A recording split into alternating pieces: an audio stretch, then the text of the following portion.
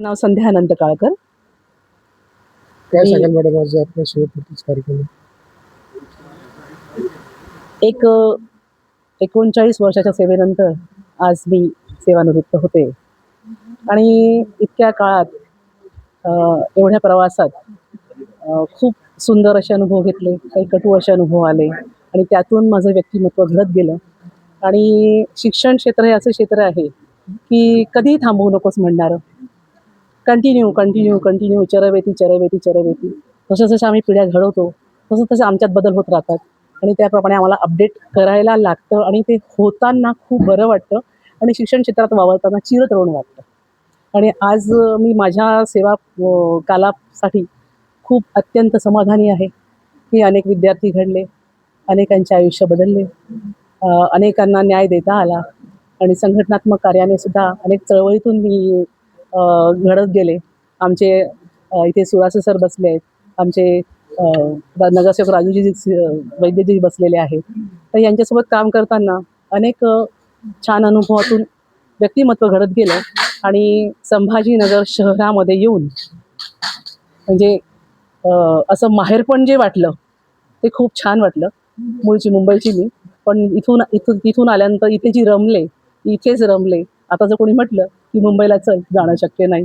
So Sambhajinagar शहराला आणि एक विशेष उल्लेख करेल आमचे आदरणीय खैरे साहेब, ज्यांनी संभाजीनगर शहरात माझं पालकत्व स्वीकारलं. त्यामुळे मी आज इथे दिसते आहे तुम्हाला अशी की खंबीरपणे उभी.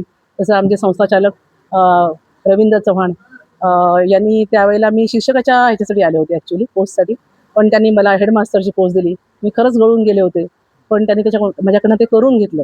नंतर आमचे आदरणीय बोडके साहेब, शिवराम बोडके, त्यांनी तर प्रत्येक वेळेला काही नाही, तुम्ही करा, पाठीशी हात ठेवला, तुम्ही लढा, आम्ही मागे आहोत, तुमच्या पाठीवर कायम आमचा हात राहील. आणि ह्या सगळ्या आदरणीयांच्या सहवासात राहून माझं व्यक्तिमत्व आज जे बघताय असेल 19-20 असेल, खूप कमी असेल, अजून खूप शिकायचं असेल, शिकायची तयारी पण आहे. पण जे आजपर्यंत जो प्रवास आहे सुखकर झाला तो ह्या सगळ्या स्नेहांमुळे सुखकर झाला. जय हिंद, जय महाराष्ट्र. आनंदाचे क्षण मॅडम आपले? सगळे आनंदाचे क्षण आहे. अच्छा, बेस्ट मोमेंट काय? मी वेचत असते आनंद. म्हणजे मला असं वाटत नाही की मी खूप काही दुःखी वगैरे राहू शकते किंवा जस्ट मी एक 3-4 तास जर थोडीशी मायूस असेल किंवा हे असेल तर मी 5व्या तासाला मी लगेच हे करते, स्वतःला अगदी चिरअप करते आणि त्यातून बाहेर येते. माझी लहानपणापासूनची सवय असेल कदाचित किंवा वडिलांकडनं आलेला असं किंवा सगळ्यांकडनं आलेला असा हा गुण पण तो आहे. मलाच आठवत नाही मी खूप काही दुःखी वगैरे झालेली. किती वर्षापासून? 27 वर्ष झाले मला संभाजीनगरात येऊन. त्यापूर्वी मी मुंबई, शिरपूर, धुळे अशा ठिकाणी सर्व्हिस केलेली आहे आणि त्या सगळ्या सर्व्हिसच्या दरम्यान मला कुठेही असं म्हणजे कुठे कोणाची कटुता यावी असं भांडल्याची कारण मी आंदोलनात भांडले, पण मुद्द्यावर भांडले, मुद्दा सोडून नाही. तुम्ही लोक म्हणता ना बायका मुद्दा सोडून भांडता, नाही, पण आंदोलनात भांडताना का हो सुरासे सर आंदोलनात भांडताना मुद्दा सोडून मी कधीच भांडले, मुद्द्यावरती भांडले. आणि सगळे सहकारी सोबत होते. मुख्याध्यापक संघाची वेळ राज्याध्यक्ष आहे, मुख्याध्यापक संघात सुद्धा खूप काम करता आलं आम्हाला, खूप चांगल्या गोष्टी करता आल्या, त्याचा आनंद होतोय. छान कुठे वाटत नाही?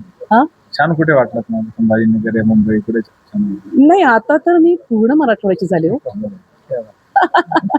संभाजीनगर म्हणजे जीव आता, म्हणजे म्हणणारच नाही मला की मी डोंबिवलीत वाढले, पण आता डोंबिवलीत गेल्यानंतर 4 दिवसाच्या वरती करमत नाही. So I love Sambhajinagar. Thank you.